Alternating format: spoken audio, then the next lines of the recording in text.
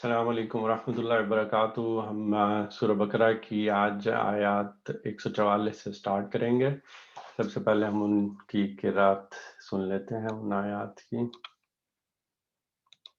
قد نرى تقلب وجهك في السماء فلنولينك قبلة ترضاها فول وجهك شطر المسجد الحرام وحيث ما كنتم فولوا وجوهكم شطره وَإِنَّ الَّذِينَ أُوتُوا الْكِتَابَ لَيَعْلَمُونَ أَنَّهُ الْحَقُّ مِنْ رَبِّهِمْ وَمَا اللَّهُ بِغَافِلٍ عَمَّا يَعْمَلُونَ وَلَئِنْ أَتَيْتَ الَّذِينَ أُوتُوا الْكِتَابَ بِكُلِّ آيَةٍ مَا تَبِعُوا قِبْلَتَكَ وَمَا أَنْتَ بِتَابِعٍ قِبْلَتَهُمْ وَمَا بَعْضُهُمْ بِتَابِعٍ قِبْلَةَ بَعْضٍ وَلَئِنِ اتَّبَعْتَ أَهْوَاءَهُمْ مِنْ بَعْدِ مَا جَاءَكَ مِنَ الْعِلْمِ إِنَّكَ إِذًا لَمِنَ الظَّالِمِينَ الذين آتيناهم الكتاب يعرفونه كما يعرفون أبناءهم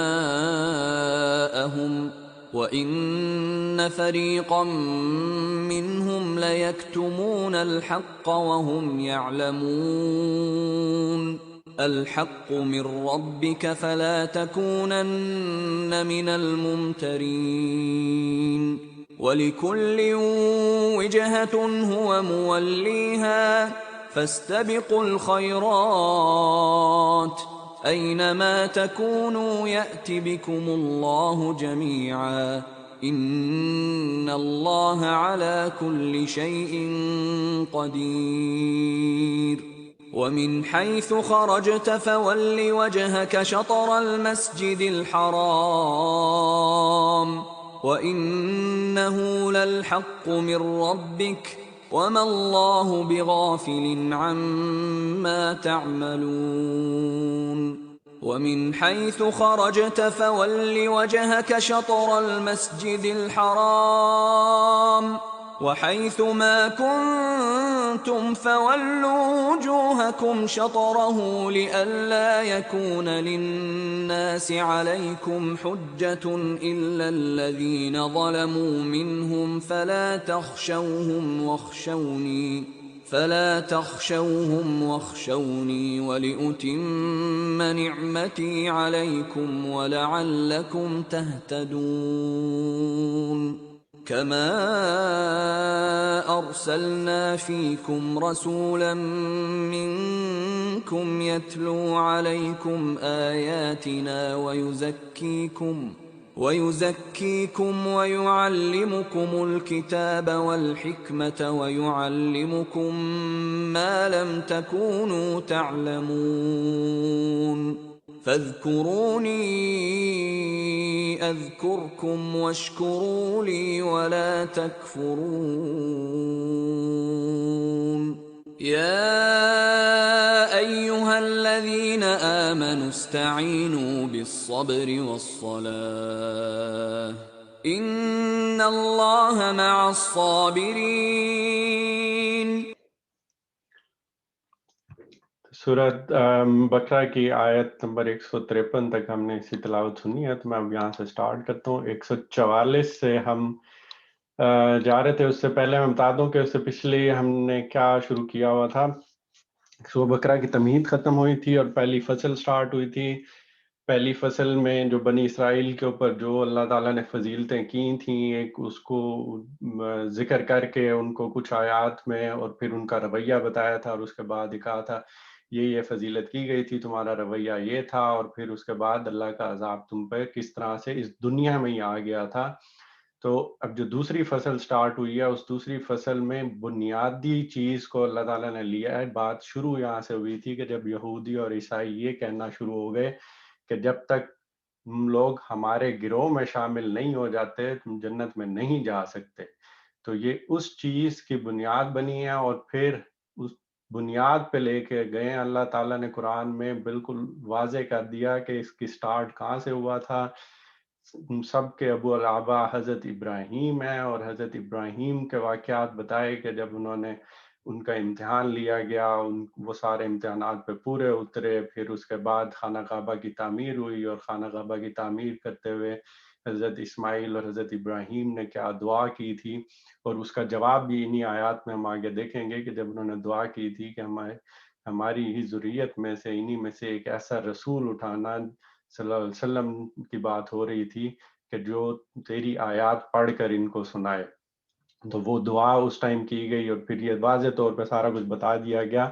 اور آگے ذکر بھی کر دیا گیا کہ یہ تمہارے بعد جو پھر حضرت ابراہیم، حضرت اسماعیل، حضرت اسحاق، اور حضرت اسماعیل کے بعد حضرت یعقوب آئے تھے، اور اس کے بعد جو ان کے بیٹے تھے یہودا کے نام پہ تم نے اپنے آپ کو یہودی تو رکھ دیا ہے، اور اب تم کہہ رہے ہو یہودی یا عیسائی بنو گے تو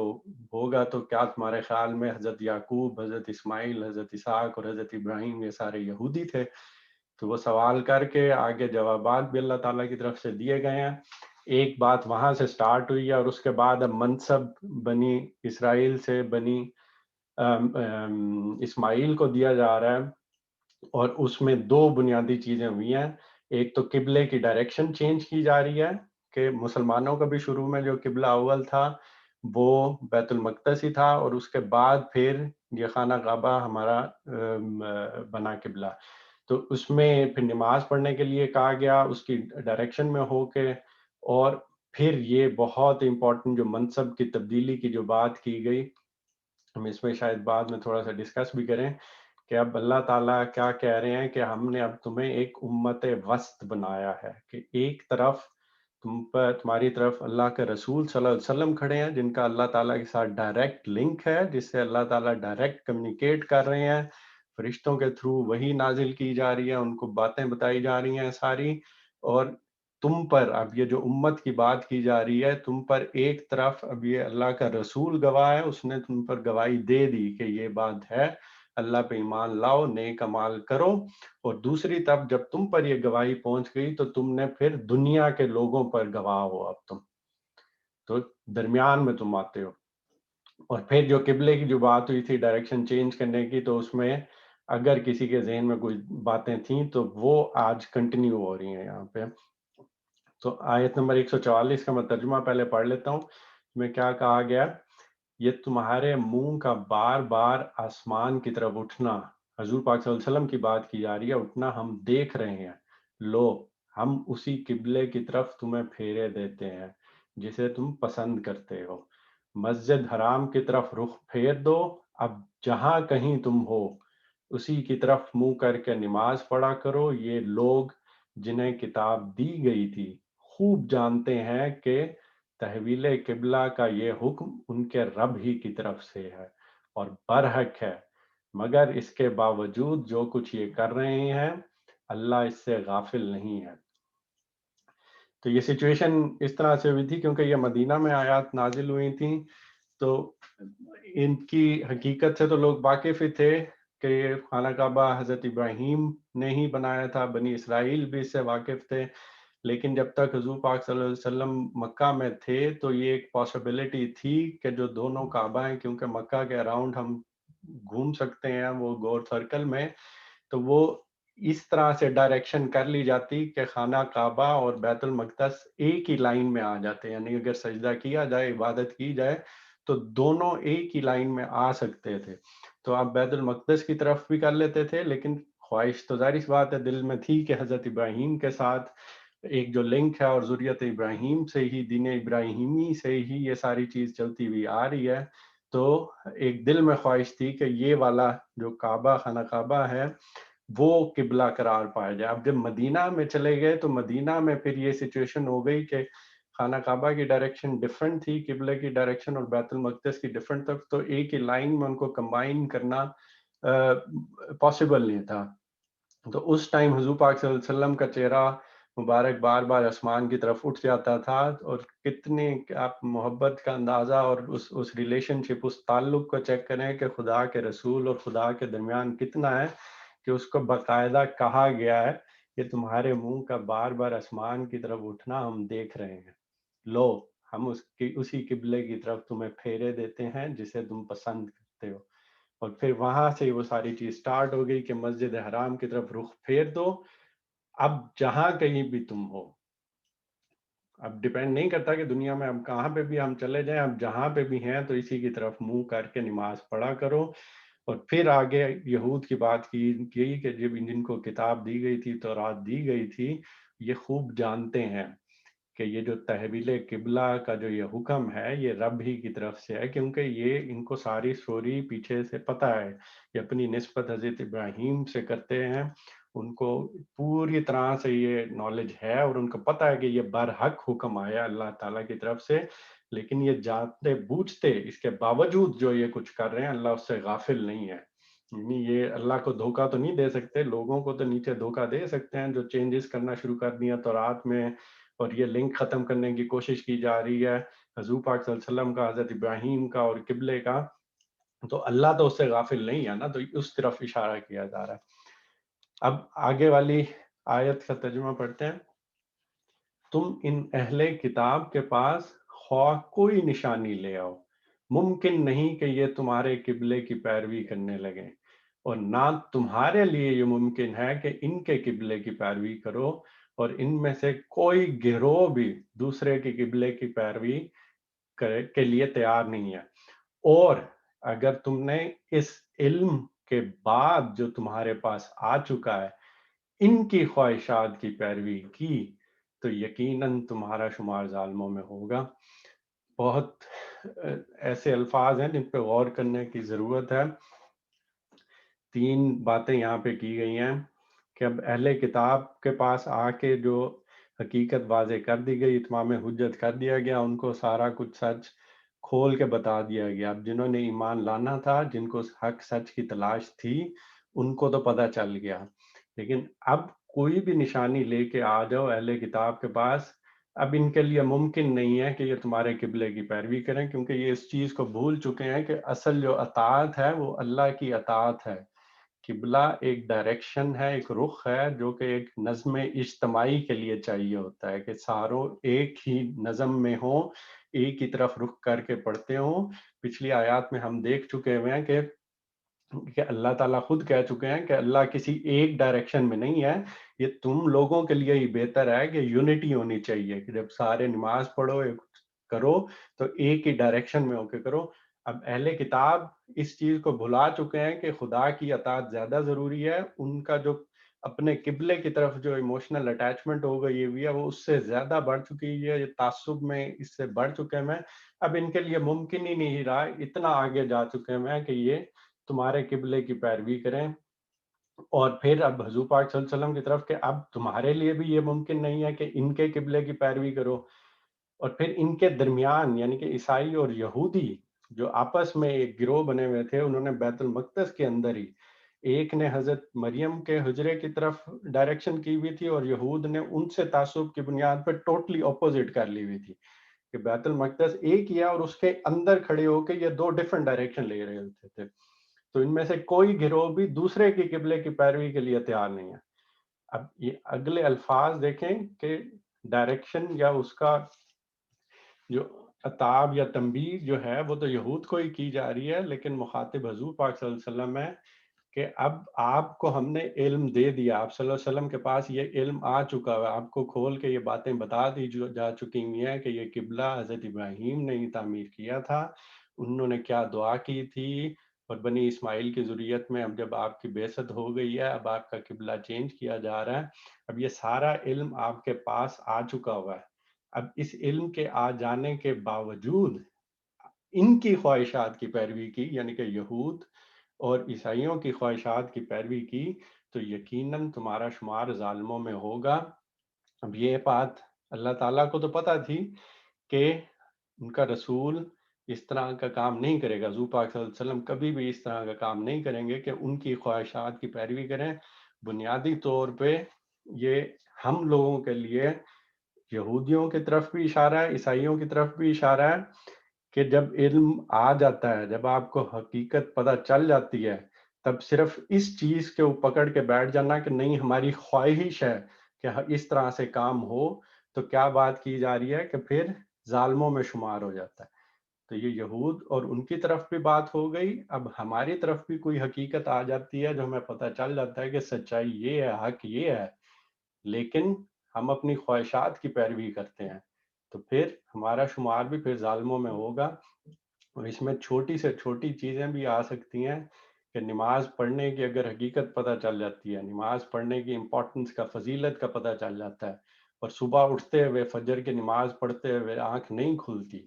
اور پھر سستی اور کاہلی چلتی رہتی ہے، تو آپ اس سے اندازہ کر لیں کہ حقیقت پہنچ گئی ہے کہ نماز پڑھنے کی کتنی فضیلت ہے، علم آ چکا ہوا ہے کہ نماز کس لیے پڑھی جاتی ہے، نماز پڑھنا کتنا ضروری ہے، نماز کس لیے فرض کی گئی ہے۔ یہ ایک ایگزامپل میں دے رہا ہوں، علم آ گیا، سارا کچھ ہو گیا، لیکن خواہش ہے نفسانی نہیں پڑھی جاتی، پریفرنس دی جاتی ہے کہ نہیں سویا جائے زیادہ اور بعد میں قضا کر لی جائے، خواہشات کی پیروی کی گئی، تو پھر شمار ظالموں میں سے ہوگا، اور اللہ کی پناہ مانگنی چاہیے اس چیز سے۔ اور آپ الفاظ کا اندازہ بھی کر لیں کہ مخاطب حضور پاک صلی اللہ علیہ وسلم کو کیا گیا ہے، although سمجھانے کی چیز ہماری طرف ہے۔ اس کے بعد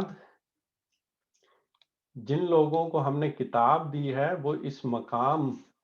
کو، یعنی جسے قبلہ بنایا گیا، ایسے پہچانتے ہیں جیسے اپنی اولاد کو پہچانتے ہیں، مگر ان میں سے ایک گروہ جانتے بوجھتے حق کو چھپا رہا ہے۔ یعنی کہ یہ کوئی ایسی ڈھکی چھپی بات نہیں ہے جن کا یہود کو یا عیسائیوں کو اس چیز کا یا بنی اسرائیل کو اس چیز کا اندازہ ہی نہ ہو کہ یہ بالکل نئی بات آ گئی ہے۔ یہ ایسے پہچانتے تھے جیسے کہ اولاد کو پہچانا جاتا ہے، اولاد کو بندہ جو مرضی ہو جائے کبھی نہیں بھول پاتا، تو یہ لوگ ایسے جانتے تھے کہ یہ جسے قبلہ بنایا گیا ہے اس کا تعلق کیا ہے۔ لیکن ایک گروہ کو جو بات کی گئی ہے یہاں پہ اشارہ ان عالموں کی طرف جاتا ہے جو اس ٹائم پہ اہل کتاب کے اندر تھے، یہود میں وہ تھے جو تورات میں جن کو سچی بات پتہ چل چکی ہوئی تھی، لیکن وہ اس میں جا کے تحریفات کرتے پھر رہے تھے،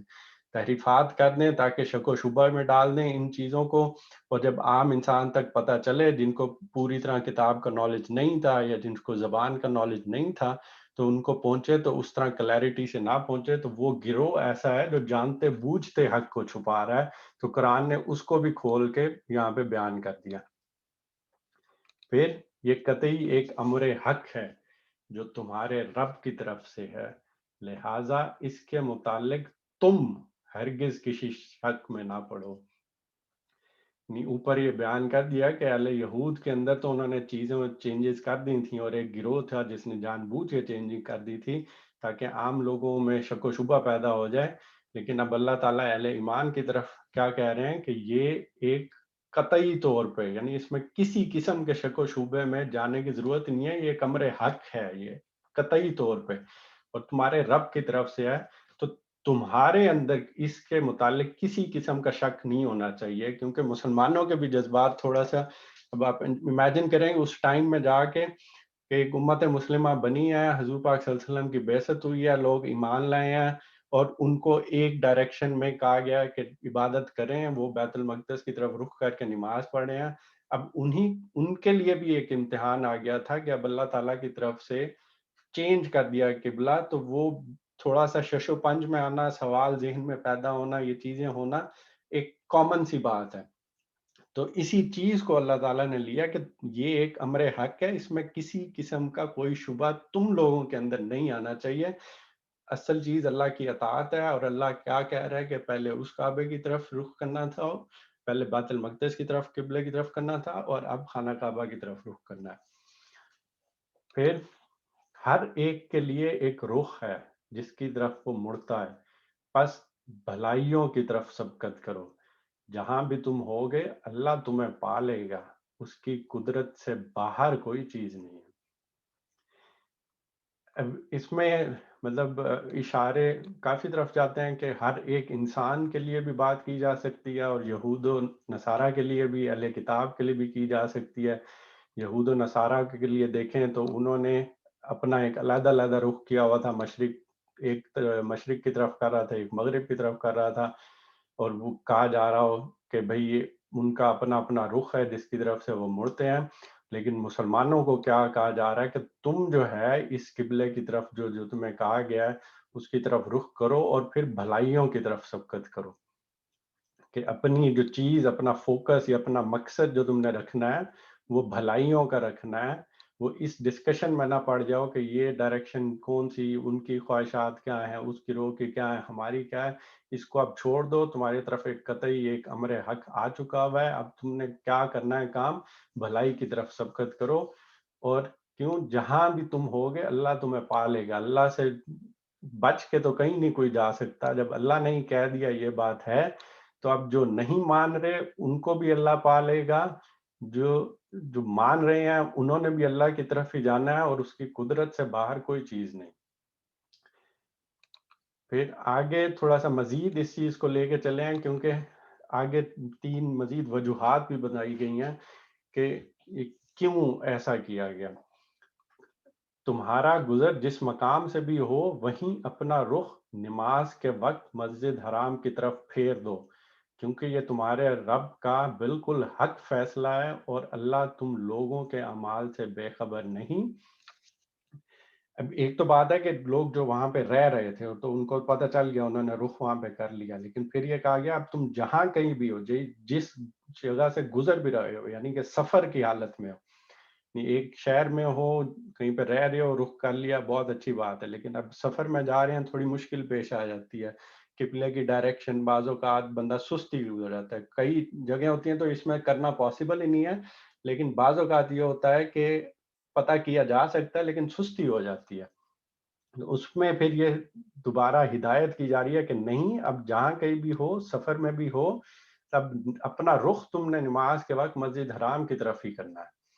اور آگے اس کی وجہ بھی پھر بتائی جائے گی اگلی آیت میں. پھر دوبارہ، مطلب کھول کے اگر پڑھا جائے، پھر دوبارہ سنو اور جہاں سے بھی تمہارا گزر ہو اپنا رخ مسجد حرام کی طرف پھیرا کرو، اور جہاں بھی ہو تم ہو اسی کی طرف منہ کر کے نماز پڑھو، تاکہ اب وہ 3 وجوہات بتائی جا رہی ہیں کہ کیوں یہ بات کی جا رہی ہے. تاکہ پہلی بات، لوگوں کو تمہارے خلاف کوئی حجت نہ ملے.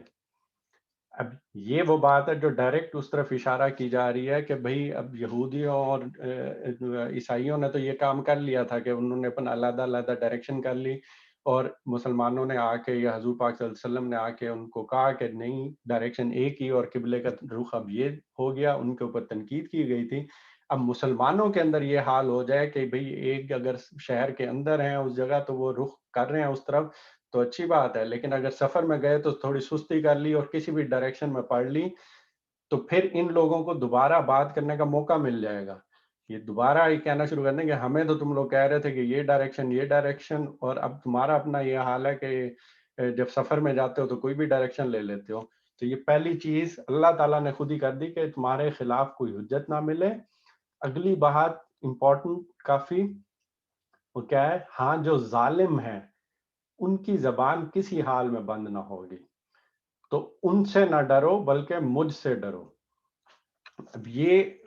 انسان کی نفسیات میں کافی دفعہ یہ آ جاتا ہے کہ 2 باتیں یہاں پہ سمجھنے کی جو ضرورت ہے وہ کیا ہے کہ ایک تو یہ ہے کہ ہمیں حق سچ کی تلاش ہوتی ہے، ہم نے وہ کام کرنا ہے، حق سچ کو پا لیا، ہمیں پتہ چل گیا، ہم اس کے اوپر کر رہے ہیں، اور پھر خواہشات کی بات آ جاتی ہے، خواہشات دوسری طرف لے کے جا رہی ہوتی ہیں. تو یہاں پہ حجت ملنے کی تو بات ہو گئی کہ حجت ان کو نہ ملے، لیکن اللہ تعالیٰ نے پھر بھی اشارہ کر دیا کہ اگر تم یہ کرو گے بھی صحیح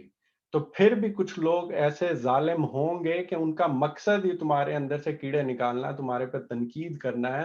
تو تمہاری توجہ کس طرف ہونی چاہیے کہ ان کی زبان تو کسی حال میں بند نہیں ہونی. انہوں نے تو باتیں کرنی ہے، انہوں نے تنقید کرنی ہے، انہوں نے اپنا سارا جو بھی ان کے اندر تعصب ہے، حسد ہے، وہ تم پہ نکالنا ہی نکالنا ہے. تمہارا رویہ کیا ہونا چاہیے، ان سے تم نہ ڈرو بلکہ مجھ سے ڈرو. اور یہ اتنی بنیادی بات ہے جس کو ہم لوگوں کو، مسلمانوں کو بھی، میں اپنے آپ کو بھی دیکھوں، اپنے زندگی کے ہر معاملے میں لینا چاہیے کہ میں کوئی کام کرنے کے لیے کھڑا ہوں جس پہ مجھے خدا کی اطاعت کرنی ہے، اور لوگ آ کے میرے پہ میرا مذاق اڑا رہے ہیں، میرا تمسخر اڑا رہے ہیں، یا کوئی اس طرح کا کام کر رہے ہیں، تو میرا رویہ کیا ہونا چاہیے، میں صرف خدا سے ڈروں گا میں ان لوگوں کی زبانوں سے یا مجھے ان لوگوں کی باتوں سے نہیں ڈرنا چاہیے، اور یہی نصیحت ان کو کی جا رہی ہے کہ تمہارے پاس حق آ گیا، تم نے اب یہ کام کرنا ہے۔ لیکن ظالم لوگ کچھ ایسے ہوں گے، اور یہ ہوتا ہے، ایسے عام دنوں میں بھی ہوتا ہے، عام حالات میں بھی ہوتا ہے کہ کچھ لوگ ایسے ہوتے ہیں وہ پھر بھی باتیں کرتے ہیں۔ تو توجہ تمہاری کس طرف ہونی چاہیے؟ توجہ تمہاری یہ ہونی چاہیے کہ میرے سے تمہیں ڈرنا ہے، تم نے ان سے لوگوں سے نہیں ڈرنا۔ اور پھر اگلی بات، اور اس لیے کہ میں تم پر اپنی نعمت پوری کر دوں، یہ دوسری بات کی جا رہی ہے کہ حجت نہ ملے، اور دوسری اپنی نعمت پوری کر دوں۔ نعمت کا ذکر بالکل وہی پیچھے والی آیات سے ملتا ہے کہ جب حضور پاک صلی اللہ علیہ وسلم کو یہ بتایا گیا کہ حضرت ابراہیم اور حضرت اسماعیل سے جب انہوں نے دعا کی تھی کہ بھائی حضور پاک صلی اللہ علیہ وسلم کی انہی کی ذریت میں سے ہو، بیست ہو، اور وہ اللہ کی آیتیں سنائیں اور وہ ساری چیزیں ہوں، تو یہ میں اب کمپلیٹ کر لوں کہ وہ جو کعبہ اس ٹائم بنایا تھا انہوں نے یہ دعا کی تھی، تو اب میں نے امت میں سے وہ ذریت میں سے پیدا کر دیا، حضور پاک صلی اللہ علیہ وسلم کی بعثت ہو گئی ہے، اور وہ جو قبلہ انہوں نے بنایا تھا تو یہ قبلہ بھی میں نے وہی جو برحق بات ہے وہ میں اپنی نعمت اب تم لوگوں پہ پوری کر رہا ہوں کہ یہ حضور پاک صلی اللہ علیہ وسلم کی بعثت بھی میں نے کر دیا اور قبلہ بھی چینج کر دیا گیا، اور اللہ تعالیٰ کی طرف سے کہا جا رہا ہے کہ میں تم پر اپنی نعمت اب پوری کر رہا ہوں۔ اور پھر آخری بات، اور اس توقع پر کہ میرے اس حکم کی پیروی سے تم اسی طرح فلاح کا راستہ پاؤ گے۔ کتنی بڑی بات ہے کہ اس کے اوپر بہت زیادہ ٹائم چاہیے، خانہ کعبہ کے اوپر یا قبلے کی ڈائریکشن کے اوپر، کہ اب جو تم اس حکم کی پیروی کرو گے، خانہ کعبہ کی ڈائریکشن میں پڑھ کے نماز پڑھو گے، تو فلاح کا راستہ ہے جو تم پاؤ گے۔ مختصر لفظوں میں کیا کہا جائے کہ اس میں اتنی ساری چیزیں اس سے ریلیٹڈ ہیں، حضرت ابراہیم سے لے کر حضور پاک صلی اللہ علیہ وسلم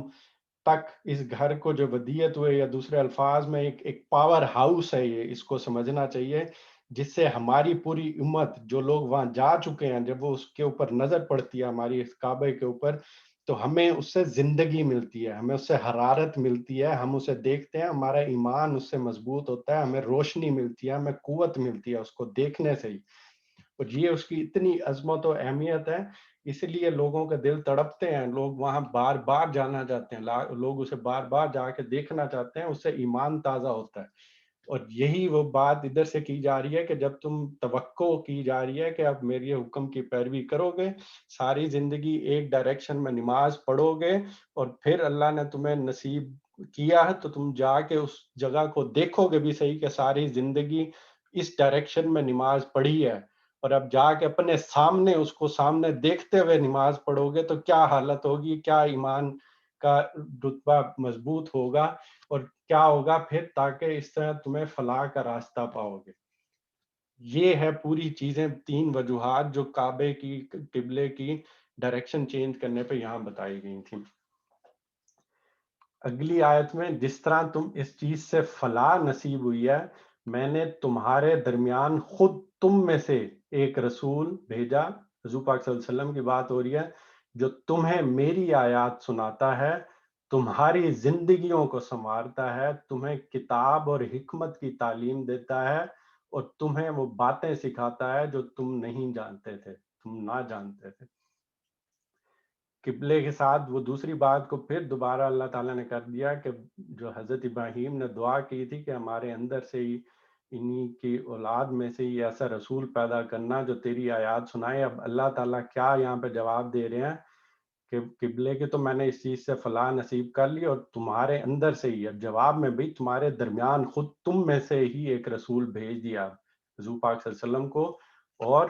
جو تمہیں میری آیات سنا رہا ہے، اپنی طرف سے کوئی بات نہیں کی جا رہی، ہمارا جو خالق ہے جس کو ہم نہیں دیکھ سکتے، جس تک ہم ابھی پہنچنے کا تصور یا کچھ ہم سوچ ہی نہیں سکتے، اور حضور پاک صلی اللہ علیہ وسلم کی نسبت سے یا ان کی وجہ سے وہ آیات جو حضور پاک صلی اللہ علیہ وسلم کی ہیں وہ ہم تک پہنچائی جا رہی ہیں۔ کتنی بڑی چیز ہے، کتنی بڑی، انسان سوچے کہ اللہ تعالیٰ کے الفاظ ہیں جو یہاں ہم پڑھ رہے ہیں، ٹھیک ہے، اللہ تعالیٰ نے خود کہے ہیں، وہ حضور پاک صلی اللہ علیہ وسلم کے تھرو پہنچے ہیں، اور یہ حضور پاک صلی اللہ علیہ وسلم اب آیات اللہ کی سناتے ہیں، میں ہماری زندگیوں کو سنوارتے ہیں، تزکیہ کرتے ہیں، اور اس تزکیہ کا لفظ بہت وسیع ہے، اس کے اندر بہت ساری چیزیں آ جاتی ہیں، جس میں تزکیہ بدن بھی آ جاتا ہے، تزکیہ خورد و نوش بھی آ جاتا ہے کہ جو ہم کھاتے ہیں، جو تزکیہ اخلاق بھی آ جاتا ہے، جس طرح سے ہم لوگوں کے ساتھ بات کرتے ہیں، بولتے ہیں، ہمارے اخلاقیات میں کس طرح سے ہمارا رویہ ہونا چاہیے لوگوں کے ساتھ. یہ سارا تزکیہ جس کو سنوارنا یہاں کہا گیا ہے کہ نہ صرف ہماری جسمانی صفائی کا کہا جاتا ہے بلکہ ہماری روحانی صفائی کا بھی، ہمارے لوگوں کے ساتھ اخلاقیات کا بھی، یہ ساری چیزیں ہمیں بتائی جا رہی ہیں. ہمیں کتاب یعنی شریعت دی جا رہی ہے، اور حکمت یعنی کہ کیوں دی جا رہی ہے، یہ شریعت کیوں دی گئی، اس کے پیچھے حکمت کیا ہے وہ بھی تعلیم دی جا رہی ہے. اور تمہیں وہ باتیں سکھاتا ہے جو تم نہ جانتے تھے، یعنی کہ اگر یہ چیز نہ ہوتی تو ہم تک وہ باتیں کیسے پہنچتی. آگے پھر لہٰذا تم مجھے یاد رکھو، میں تمہیں یاد رکھوں گا، اور میرا شکر ادا کرو، کفران نعمت نہ کرو. اب پچھلی آیات ساری پڑھیں اور اس آیت کو دیکھیں کہ ساری کتنی بڑی نعمتیں کرنے کے بعد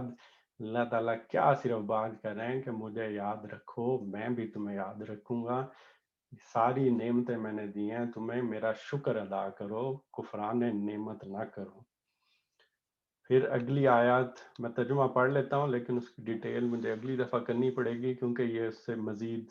تفصیل میں جانا ہوگا. کہ اے لوگو جو ایمان لائے ہو، صبر اور نماز سے مدد لو، اللہ صبر کرنے والوں کے ساتھ ہے.